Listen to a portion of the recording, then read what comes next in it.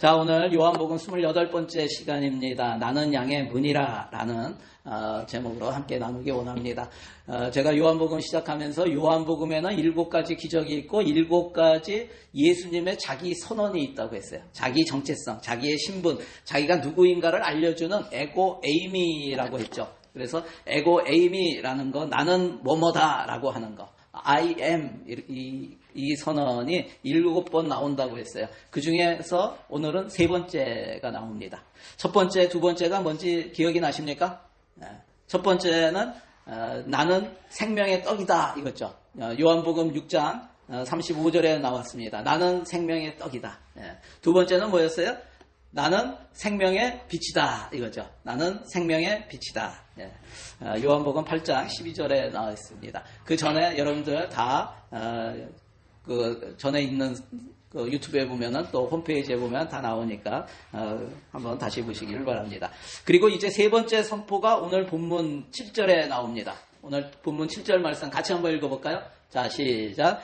그러므로 예수께서 다시 이르시되 내가 진실로 진실로 너희에게 말하노니 나는 양의 문이라. 아멘. 여러분, 양의 문이라고 하는데 양에게 문이 있을까요? 양에게 문이 있어요?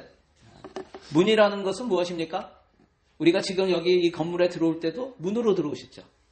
문 열고 이렇게 들어왔습니다. 문이라는 것은 우리가 집에 들어갈 때 또 나갈 때 문으로 들어가고 문으로 나옵니다. 그런데 양의 문이라고 하니까 좀 이해가 잘 안 되지만 당시 이 말씀을 듣는 유대인들은 쉽게 이해를 할 수 있는 것이었어요.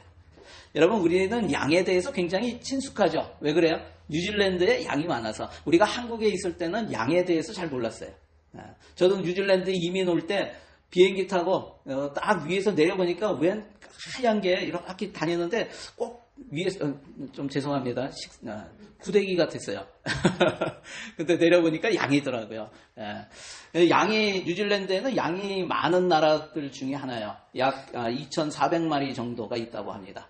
그래서 인구에 비해서 한 5배 정도 이 정도 있는 곳이 뉴질랜드예요. 예수님 당시에 이스라엘에는 어땠을까요?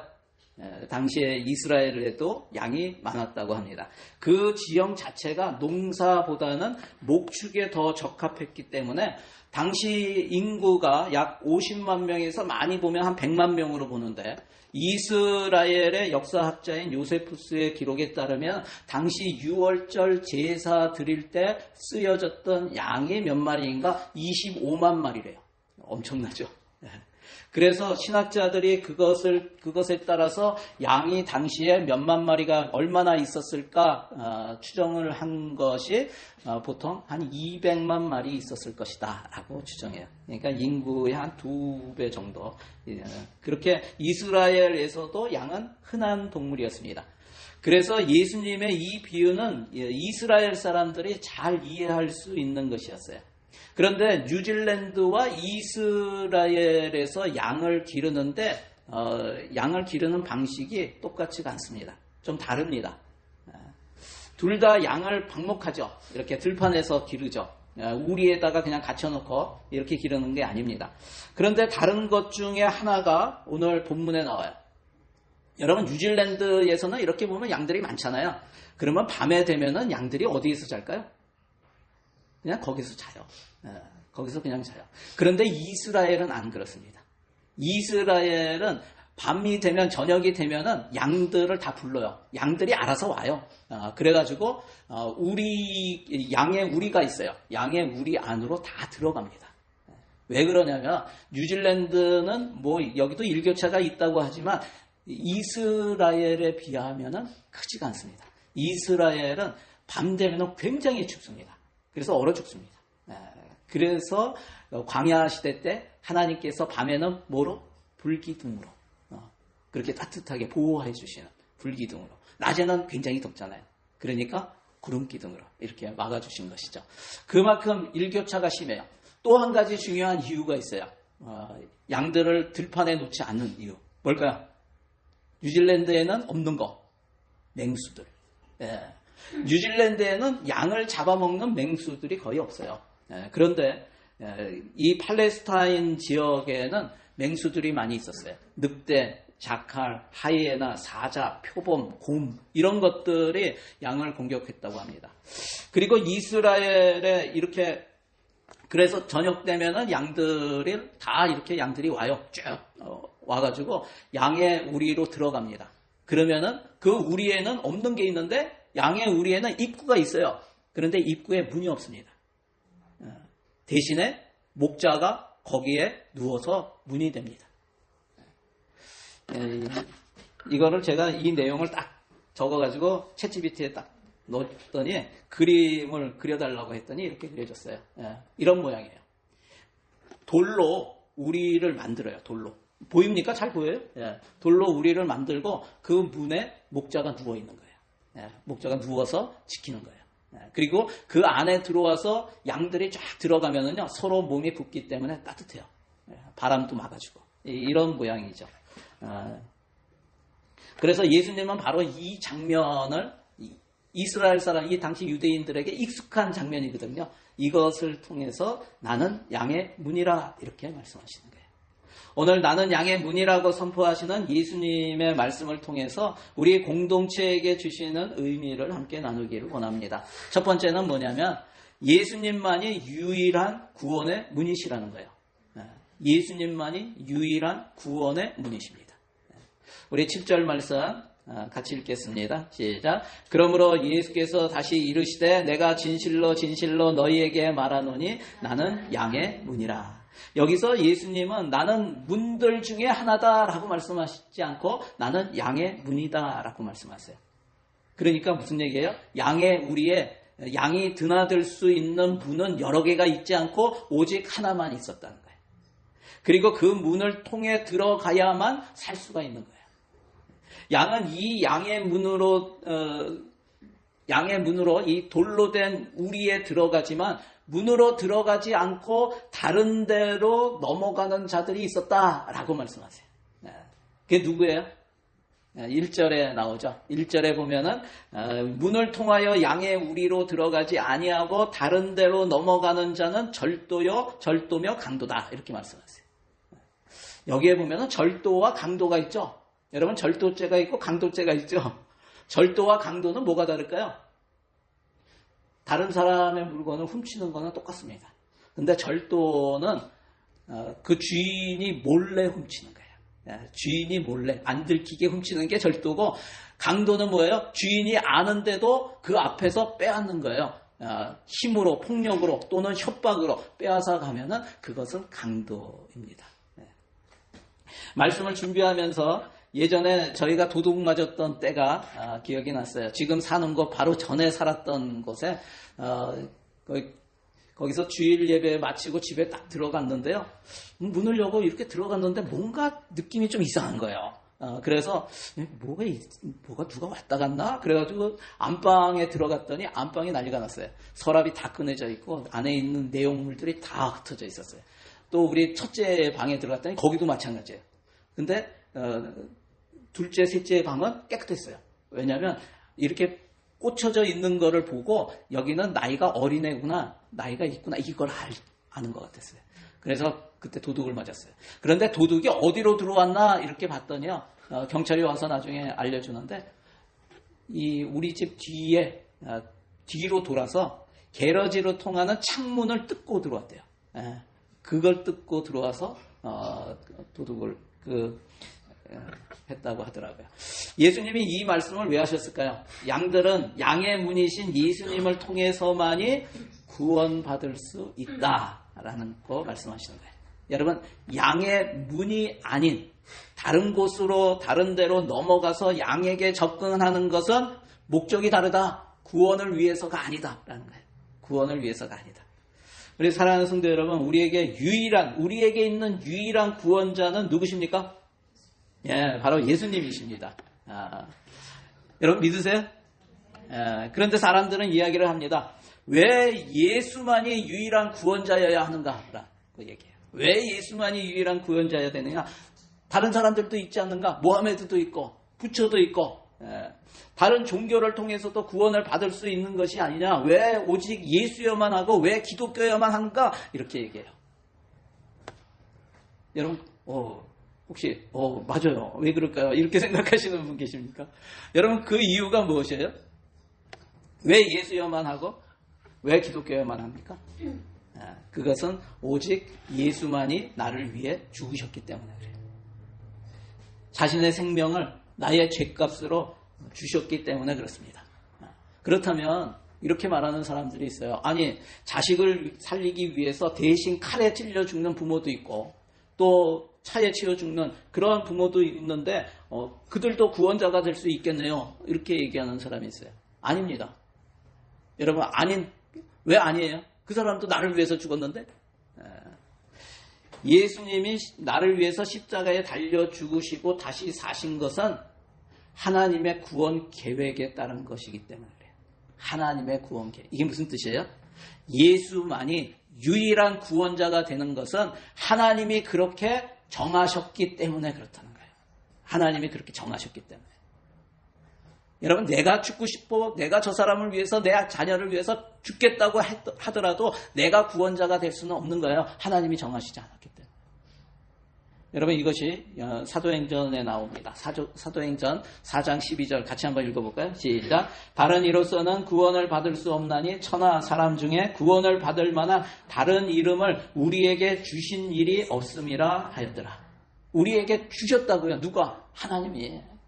하나님이 주셨다고요. 하나님께서 보내신 독생자 예수님만이 이 땅에 오셔서 우리 죄를 위해 죽으시고 다시 살아나셔서 구원의 유일한 문이 되셨다는 거예요.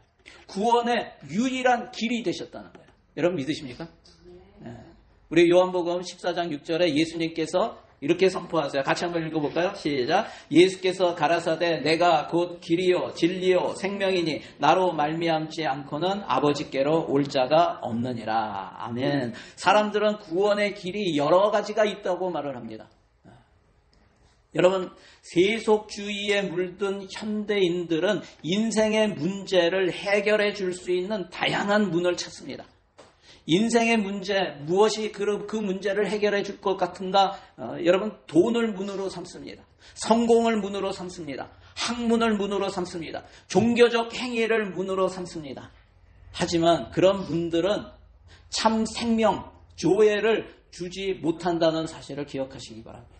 여러분, 우리를 구원할 수 없다는 거예요. 참 생명을 줄 수 있는 분은 오직 유일하신 분이신 예수 그리스도만 그렇다는 거예요. 예수님은 십자가에서 자신의 몸을 구원의 몸으로, 구원의 문으로 내어주셨습니다. 예수님은 우리가 구원받고 하나님께 나아갈 수 있는 유일한 길이 되셨습니다. 그래서 우리의 유일한 구원자가 되셨어요. 예수님이 유일한 구원의 문이심을 믿으시기를 바랍니다. 여러분 한번 적용해 보세요. 나는 예수님만이 유일한 구원자이심을 믿는가? 실제 삶에서 예수님보다 더 의지하고 추구하는 것이 있는가? 한번 돌아보시기 바랍니다. 두 번째는 예수님 안에서 안전한 보호를 받는다는 거예요. 예수님이 우리를 보호하시는 보호의 문입니다. 우리 9절 말씀 같이 읽어볼까요? 내가 문이니 누구든지 나로 말미암아 들어가면 구원을 받고 또는 들어가며 나오며 꼴을 얻으리라. 양의 문인 예수님을 통해 들어가면 구원을 받는 것에서 그치는 것이 아니라 들어가며 나오며 꼴을 얻는다고 하십니다. 여러분, 우리가 양을 생각할 때 양은 어떻다고 생각해요? 양은 굉장히 하얗고 깨끗하다고 생각하죠. 여러분, 그런데 뉴질랜드에 조금 살아본 사람들은 이제 알죠. 양이 정말 깨끗합니까? 양은 하얗지도 않고 깨끗하지도 않아요. 멀리서 보면 하얘 보이는데 가까이 가보세요. 진짜 말이 이상하게 나왔네요. 더럽다고 나왔네요. 제가 한국에서 관광 오시는 분, 한국에서 방문하시는 분이 이렇게 가다가 양을 보면 막 좋아가지고 가까이 갑니다. 사진 찍겠다고. 근데 가까이 가서 사진을 찍고 빨리 와요. 왜 그런지 아세요? 그죠? 빨리 옵니다. 너무 냄새 난다는 거예요. 너무 간 냄새 난다고. 여러분, 양이 있는 우리 밑에는 똥이에요, 똥. 똥이 엄청나게 많아요. 그리고 똥이 이게, 그 털에도 다 묻어 있어요. 서로 막 비비고 막 이렇잖아요. 여러분, 그리고 양은 그렇게 깨끗하지도 않아요. 그리고 또 한 가지, 양은 강하지가 않습니다. 양은 매우 연약한 동물입니다. 여러분, 양이 안 좋은 게 시력이 안 좋아요. 시력이 굉장히 나쁩니다. 제가 지난번에도 한번 얘기한 것 같아요. 여기 코널파크 가면은 양이 많이 이렇게 가까이도 있어요. 그러면 가까이 있으면 이렇게 다가가면은 가만히 이렇게 쳐다봐요. 그러다가 진짜 가까이 가면 깜짝 놀래요. 그러면서 도망가요. 왜 그러냐면 가까이 갈 때 저게 뭔지 몰라요. 그래 눈이 그 정도, 시력이 그 정도로 나빠요. 여러분, 방향 감각도 굉장히 약합니다. 그래서 늘 앞에 있는 양을 쫓아가게 되어 있어요. 그걸 쫓아가지 못하면 방향을 잃어버려요. 그리고 빨리 뛰지도 못하죠. 늑대가 쫓아오면 어떻게 해요? 도망가지도 못합니다. 그리고 방어 능력도 없어요. 공격 능력도 없어요. 여러분, 기린이나 얼룩말 같은 경우에는 어떻게 해요? 뒷발로 차기라도 하죠. 양은 그런 것도 없어요. 그것도 못해요. 그래서 양에게 가장 중요한 게 뭘까요? 가장 필요한 게 뭘까요? 그것은 안전이고 보호입니다. 목자가 문이 되어서 지키면 우리 안에 있는 그 양은 안전합니다. 여러분, 인간도 마찬가지라는 거예요. 양처럼 우리는 한치 앞을 못 보는 존재입니다. 오늘 오후에 무슨 일이 나한테 일어날지 모릅니다. 그리고 인간은 악한 영과 맞서서 이길 수 있는 존재가 아닙니다. 여러분, 우리는 악한 영과 싸워서 대적해서 이긴다고 하는데 우리 혼자서는 못합니다. 절대 이길 수 없습니다. 인간은, 그리스도 밖에 있는 사람들은 어떻게 합니까? 그래서 구술하죠. 구술하는 이유가 뭐예요? 마귀를, 귀신을 쫓아내려고 하는 겁니까? 아닙니다. 구술하는 것은 귀신을 달래려고 하는 거예요. 왜요? 이길 수가 없으니까. 달래기 위해서 하는 거예요. 여러분, 인간은 악한 영과 싸워서 이길 수 있는 존재가 아닙니다. 하지만 양의 문이신 예수님 안에 있는 성도들은 다르다는 거예요. 예수 안에서는 절대적으로 안전합니다. 여러분, 믿으십니까? 예수 안에서는 절대적으로 안전해요. 로마서 8장 1절 말씀 같이 한번 읽어볼까요? 그러므로 이제 그리스도 예수 안에 있는 자에게는 결코 정죄함이 없나니. 뭐라 그래요? 지금 예수 안에 있는 자에게는 결코 정죄함이 없다고 합니다. 정죄는 누가 합니까? 정죄는 사탄이 하는 거예요. 사탄이 합니다. 하나님에게 사탄이 말합니다. 저 인간을 보십시오. 그 마음에 형제를 미워하고 음란한 생각을 하고 사랑하지 않고 용서하지도 않고 하나님의 말씀에 순종하지도 않는 저 인간은 죽어야 마땅합니다. 이게 뭐예요? 정죄고 참소예요. 악한 영, 마귀는 참소의 영이에요. 여러분, 우리가 죽을 때 사탄이 와서 그렇게 참소할 거예요. 그렇게 정죄할 거예요. 이 인간은 천국에 갈 자격이 없습니다. 제가 지옥으로 데려가겠습니다. 이 사람의 죄를 보십시오. 그런데 그 자리에 예수님도 아마 거기에 오실 거예요. 그러면서 이렇게 말씀하실 거예요. 그래, 내 말이 맞다. 이 사람은 마땅히 지옥에 갈 죄인이다. 그런데 내가 이 사람의 죄값을 십자가에서 대신 다 갚았다. 그가 내 안에 있으니 그는 더 이상 죄인이 아니다. 그는 내 안에서 안전하다. 누구도 이 사람을 정죄할 수 없다라고 말씀하실 거예요. 아멘? 네. 여러분, 아무리 도둑과 강도가 들어오려고 해도 양의 문이신 예수님을 뚫고 들어올 수가 없다는 거예요. 여러분, 왜 그렇습니까? 예수님의 싸움은 지금 하고 있는 것이 아니라는 거예요. 이미 십자가에서 죽으시고 다시 부활하심으로 승리하셨기 때문에 그렇습니다. 싸움은 이미 끝난 거예요. 싸움은 이미 끝난 거예요. 결과가 이미 나타났어요. 정해져 있어요. 요한복음 16장 33절 우리 믿음으로 같이 읽겠습니다. 시작. 이것을 너희에게 이르는 것은 너희로 내 안에서 평안을 누리게 하려 함이라. 세상에서는 너희가 환난을 당하나 담대하라. 내가 세상을 이기었노라. 예수님께서 말씀하세요. 내가 세상을 이기었노라. 너희는 담대하라. 왜요? 우리는 예수 안에 있기 때문에. 여기에서 이기었노라 라고 예수님이 선포하세요. 여기에 이기었노라 라는 말이 헬라어로 네니케카라는 단어예요. 네니케카. 네니케카인데 이게 시제가 뭐라고 되어 있어요? 완료형이라고요. 현재 완료형. 완료 시제예요. 예전에도 한번 얘기했죠. 그래서 영어로는 뭐라고 되어 있어요? have overcome이라고 되어 있어요. have overcome. 여러분, 완료시대라는 것은 과거에 일어난 일이 현재에도 그 결과가, 그 영향이 계속 지속될 때 사용되는 시제라고 했습니다. 십자가와 부활을 통해서 사탄을 완전히 이기신 예수님의 승리가 지금도 계속되는 것임을 선포하는 말씀이에요. 내가 이기었노라 선포하는 거예요.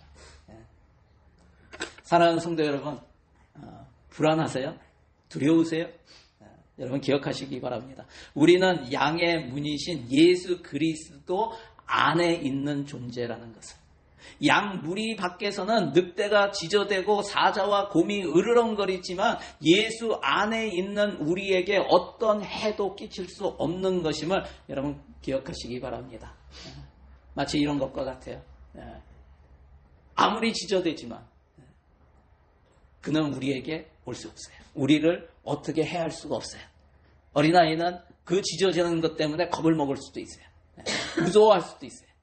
하지만 해칠 수는 없습니다. 여러분, 사탄은 철장 안에 갇힌 상태예요. 주 안에서, 여러분, 그래서 주 안에 있는 사람은 두려워할 필요가 없습니다. 불안해할 필요가 없습니다. 여러분, 주 안에 있다는 이 사실을 기억하시기 바랍니다. 우리 믿음으로 한번 선포해 볼까요?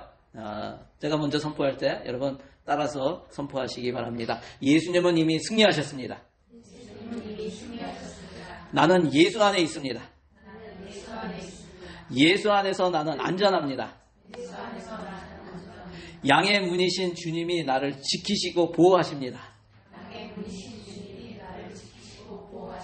믿으십니까? 예, 여러분 믿으시기 바랍니다. 한번 적용해 보세요. 나는 예수 안에 있는가? 그런데도 불안해하며 떨고 있다면 그 이유는 무엇이라고 생각하는가? 한번 돌아보시기 바랍니다. 세 번째, 예수님은 풍성한 생명을 주십니다. 예수님은 뭐라고요? 생명의 문이라고요.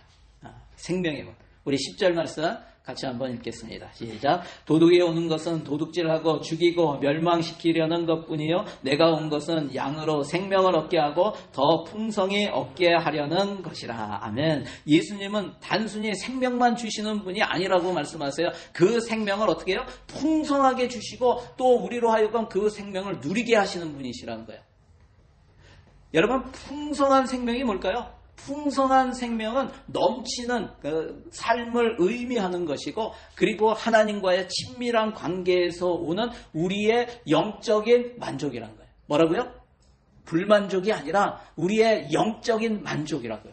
우리를 진정으로 만족시킬 수 있는 것이 뭐냐면 풍성한 생명이라는 거예요. 우리가 요즘 성경 공부 잠시 지금 방학 동안에 쉬고 있는데 이제 다음 주부터 하죠. 그게 뭐예요? 제목이? 풍성한 생명. 벌써 이 제목 까먹었습니까? 풍성한 생명이죠. 풍성한 생명. 네. 여러분, 세상은 우리에게 많은 것을 약속을 합니다. 내가 열심히 하면 이렇게 될 거야. 높은 자리에 오르면 이것도 할 수 있게 되고 돈이 많으면 저것까지도 할 수 있을 것이야. 많은 것을 약속하죠. 하지만 실제는 어떻습니까? 여러분, 성공해도 공허합니다. 돈이 있어도 불안합니다. 주변에 사람이 많아도 외롭습니다. 여러분, 인생의 마지막에 가보면 결국 공허함만이 남게 되는 거예요. 여러분, 그 공허함을 채울 수 있는 것은 이 세상에 없습니다. 이 세상에 그 공허함을 채울 수 있는 게 없어요. 그 공허함이 무엇일까요? 파스칼이 그것을 인격의 빈 공간이라고 했어요. 인격의 빈 공간. 모든 사람에게는 인격의 빈 공간이 있다. 이것을 다른 말, 그 사람의 말로 하면은 God-shaped vacuum이라고 되어 있어요. God-shaped vacuum. 뭐라고 했냐면, 우리 인간 안에는 하나님 모양의 빈 공간이 있는데, 이 공간이 채워지지 않으면 인간은 누구나 공허한 마음을 가지게 된다라고 말씀합니다. 여러분, 이것을 채울 수 있는 것은 어디에서 옵니까? 이것을 채울 수 있는 것은 하늘에서 옵니다. 이 땅의 것으로 채울 수 없어요. 하늘에서 옵니다. 야고보서 1장 17절에 보면 온갖 좋은 은사와 온전한 선물이 다 위로부터 빛들의 아버지께로부터 내려오나니 그는 변함도 없으시고 회전하는 그림자도 없으시니라. 뭐라고요? 하늘 아버지께로부터 내려오나니. 하늘에서 내려오신 분이 누구예요? 하늘에서 내려오신 분 예수님이십니다. 그분이 온갖 좋은 은사와 온전한 선물을 우리에게 주시는 분이세요. 우리의 이 빈 공간을 온전한, 빈 공간은 뭐야? 온전하지 못하다는 거 아니에요. 그런데 그 공간을 주님께서 채우십니다. 여러분, 그것을 요한복음 6장 51절에는 뭐라고 표현하고 있는가? 우리 같이 한번 읽어볼까요? 자, 시작. 나는 하늘에서 내려온 살아있는 떡이니 사람이 이 떡을 먹으면 영생하리라. 내가 줄 떡은 곧 세상의 생명을 위한 내 살이니라 하시니. 여기에 보면 나는 하늘에서 내려온 살아있는 떡이다 라고 말씀하세요. 이게 첫 번째 에고 에임이죠. 나는 생명의 떡이다 라는 거예요. 나는 생명의 떡이다. 여러분, 우리가 공허함을 느끼는 것은 이 생명이 없기 때문에 그래요. 참 생명, 교회가 없기 때문에 그렇습니다. 이 참 생명은 우리의 공허함을 몰아내고 진정한 만족을 줍니다. 우리 인생을 풍성하게 만듭니다. 우리가 예수를 믿을 때 우리 안에 하나님이신 예수께서 들어오셔서 우리 마음의 빈 공간이 채워짐을 믿으시기를 바랍니다. 여러분, 제가 여러분이 잘 아는 선교사 이야기를 하나 해드리려고 해요. 대부분 오래 다닌 분은 한 번씩 다 들어보셨을 거예요. 누구냐면 이 사람이에요. 이게 지금 창끝이라고 하는 책이고, 그리고 이 스티브 세인트가 쓴 책입니다. 실제 일을 적은 거고, 그리고 영화로도 만들어졌죠. 여기에 나오는 인물이 누구예요? 주인공? 짐 엘리엇입니다. 짐 엘리엇 선교사. 여기 5명이 있어요.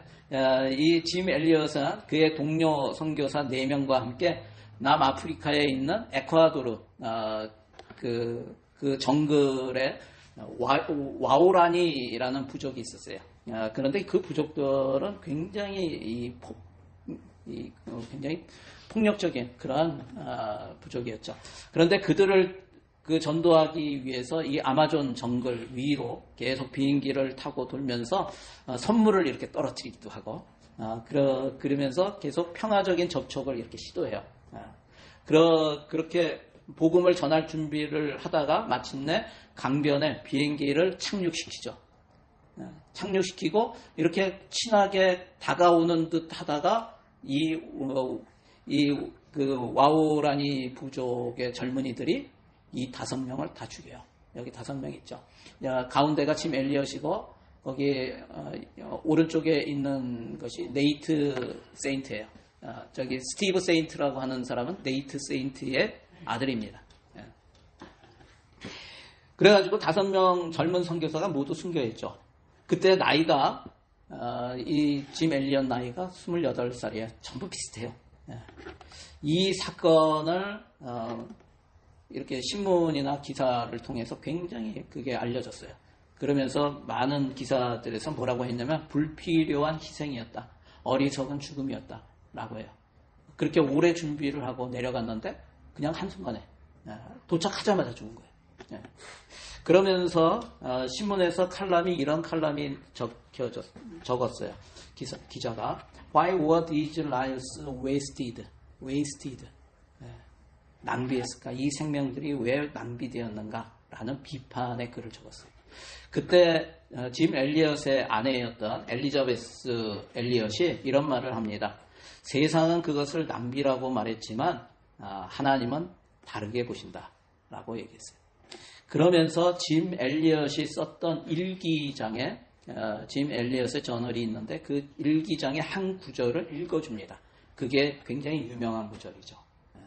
뭐라고 적었냐면 영원히 잃지 않을 것을 얻기 위해 잃을 것을 버리는 자는 어리석지 않다.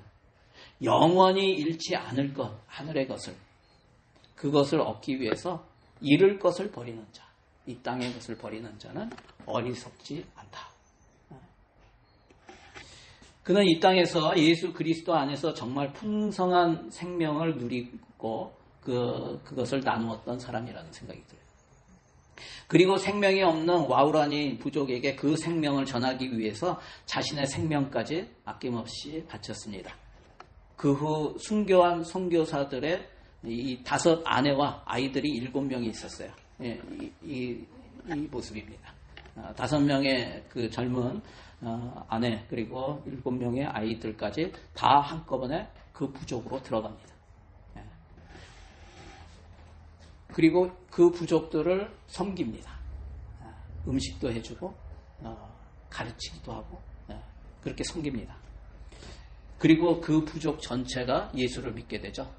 그런데 그 중에 5명의 젊은 선교사들을 죽였던 젊은이 중에 한 사람이 민카예라는 사람이 있습니다. 이 민카예라는 이 젊은이도 예수를 믿죠. 그리고 변화되어서 그는 전 세계를 다니면서 복음을 전하는 전도자가 됩니다. 그렇게 전도자의 삶을 살다가 2014년에 80세의 나이로 주님 품으로 갔습니다. 이것이 죽기 얼마 전에 찍은 사진이에요. 그 옆에 있는 사람이 네이트 세인트 그 선교사의 아들인 이 책을 쓴 스티브 세인트입니다. 이 짐 엘리엇의 순교로 인해서 일어난 놀라운 일을 듣고 감동이 되어서 전 세계에서 선교 헌신자가 크게 증가합니다. 그리고 대학 캠퍼스에서 선교 운동이 일어납니다. 처음에는 헛된 죽음이다, 웨이스트다 라고 말했지만 시간이 지나면서 짐 엘리엇과 4명의 이 선교사의 선교는 가장 열매 맺은 순교다라고 평가하게 됩니다. 제가 왜 이것을 이 예화를 드냐면 그들 안에 생명까지도 아낌없이 드렸고 어린 아이까지 데리고 그 안에 들어가서 그렇게 살았던 그 사람들 안에 뭐가 있었을까라는 것을 저는 그 말씀 묵상하면서 이 순교한 5명의 젊은 선교사들과 그 아내들과 아이들, 그들 안에 무엇이 있었는가? 그것은 그들 안에는 예수께서 주시는 풍성한 생명이 있었다는 거예요. 풍성한 생명. 그것이 한 부족을 변화시켰고 자신을 죽였던 사람들이 예수 믿고 변화되어 다시 그 풍성한 생명을 전하는 모습을 통해서 예수님께서 말씀하신 풍성한 생명이 무엇인가를 우리가 깊이 묵상하게 됩니다. 여러분, 우리는 그렇게 들어가서 제가 여러분에게 지금 아마존 쪽으로 들어가세요 이거 얘기하는 거 아니에요. 그건 아닌데 우리의 삶에서도 똑같습니다. 우리는 지금 마치 밀린 가운데 살고 있는 것과 같아요. 영적인 전쟁터에서 삽니다. 풍성한 생명이 무엇일까요? 우리의 삶에 나타나는 풍성한 생명. 그것은 우리가 오래 사는 것을 얘기하는 게 아닙니다. 풍성한 삶은 하나님의 뜻에 순종하며 기쁨과 평안을 누리고 참 소망을 나누며 매일 하나님과 동행하는 삶을 사는 거예요. 여러분의 일상에서 그렇게 살아갈 때 여러분의 옆에 있는 믿지 않는 영혼들이 그러한 모습을 보면서 도전을 얻어요. 저 사람은 세상 사람들이 사는 것과는 다르구나. 세상 사람들의 가치관과는 다르게 살고 있구나. 이것을 느끼게 됩니다. 저와 여러분의 삶이 그렇게 됐으면 좋겠어요. 풍성한 삶, 풍성한 생명을 가지고 누리고 세상 사람들과 다른 그러한 진정한 주님 안에서의 만족함을 가지고 사시는 우리 성도들이 다 되시기를 주의 이름으로 간절히 축원합니다. 한번 적용해 보세요. 나는 바쁘게 살고 있지만 마음이 공허하지는 않은가? 무엇을 얻으면 그 공허함이 없어지고 행복해질 것이라고 생각하는가? 예수님과의 친밀한 관계를 위해서 나는 무엇을 하고 있는가? 한번 돌아봤으면 좋겠어요. 오늘 말씀을 가지고 우리 함께 기도하기 원합니다. 기도하실 때 오늘 말씀 생각하면서 우리 기도합시다. 하나님, 예수님만이 유일한 구원자이시고 나에게 생명을 주시고 구원을 주시고 나를 보호하시는 분임을 믿습니다. 내가 이 땅에 살면서 두려워하고 염려하고 걱정하고 떨고 있다면 다시 한번 믿음을 허락해달라고 기도하시기 바랍니다. 오직 주님 안에서 살아갈 수 있도록 도와주시고 이끌어 주시옵소서. 우리 이렇게 기도하며 나아갔으면 좋겠습니다. 오늘 말씀 가지고 우리 주여 한번 부르시고 함께 기도합니다. 주여, 오 할렐루야. 하나님 감사합니다. 주여 주님을 찬양합니다. 오 하나님 감사합니다. 아버지 하나님, 우리의 주님께서 이 땅에 오셔서 우리를 위해서 십자가에 달려 죽으시고 다시 사심으로 우리에게 아버지 하나님 구원의 문이 되어주시고 보호의 문이 되어주시고 참 생명의 문이 되어주심에 감사드립니다. 우리가 그 예수님 안에 살고 있다는 이 사실로 말미암아 두려워하지 않게 알려주시옵소서. 떨지 않게 알려주시옵소서. 염려하지 않게 알려주시옵소서. 담대하게 주님을 만나고 주님께로 나아가 세상과 접하는 그러한 심령이 다 될 수 있도록 하나님 도와주시옵소서. 주시옵소서. 우리 안에 풍성한 생명이 넘치게 하여 주시고 날마다 주님을 통해서 들어가고 나오며 풍성한 생명을 누리는 그러한 인생 될 수 있도록 하나님 역사하여 주시고 인도하여 주시옵소서. 이제는 주님 안에서 있는 자임을 알게 하여 주시고 그 안에서 주님께서 주시는 놀라운 보호가 완전함이 우리 가운데 있게 하여 주시옵소서. 세상의 것들로 말미암아 아버지 하나님 그것을 부러워하지 않게 하여 주시고 온전히 주 안에서 아버지 하나님 우리의 빈 그 인격의 빈 공간이 예수로 채워지게 하여 주시고 예수로 만족하게 하여 주시고 예수님으로 영광 돌려드리는 그러한 심령이 될 수 있도록 하나님 도와주시옵소서. 우리가 이 정글 같은 이 세상 가운데 살고 영적인 전쟁 가운데 있지만 우리가 싸우는 것이 아니라 우리와 함께 하시는 예수께서 이미 싸운 싸움에 이미 이긴 싸움에 우리가 함께 동참하고 있음을 믿습니다. 하나님 염려하지 않고 믿음으로 담대하게 선포하며 나아가는 그러한 성도들 다 될 수 있도록 하나님 축복하여 주시옵소서. 그렇게 하실 주님을 찬양합니다. 하나님 감사합니다. 주님 찬양합니다. 우리가 예수 안에 있습니다. 세상 가운데 살고 있지만 보이는 것에 묶이지 않게 하여 주시고 보이지 않는 영원한 것을 바라보며 우리가 날마다 우리 안에 계신 주님을 믿고 의지하고 신뢰하며 나아가는 저희들 되기를 원합니다. 하나님께서 이 땅에 보내주셔서 구원의 문으로 생명의 문으로 우리를 끝까지 보호하시는 안전한 그 문으로 예수 그리스도를 주심에 감사합니다. 그 주님을 믿고 의지합니다. 세상 것 보면서 두려워하고 떨며 염려하는 그러한 인생이 아니라 풍성한 생명을 누리고 그 생명을 나누는 그러한 풍성한 삶이 될 수 있도록 하나님께서 축복하여 주시고 날마다 동행하여 주시옵소서. 그렇게 하실 주님을 찬양합니다. 감사드리며 예수님의 이름으로 기도드리옵나이다. 아멘. 아멘. 우리 하나님께 영광의 박수 올려드리겠습니다. 할렐루야.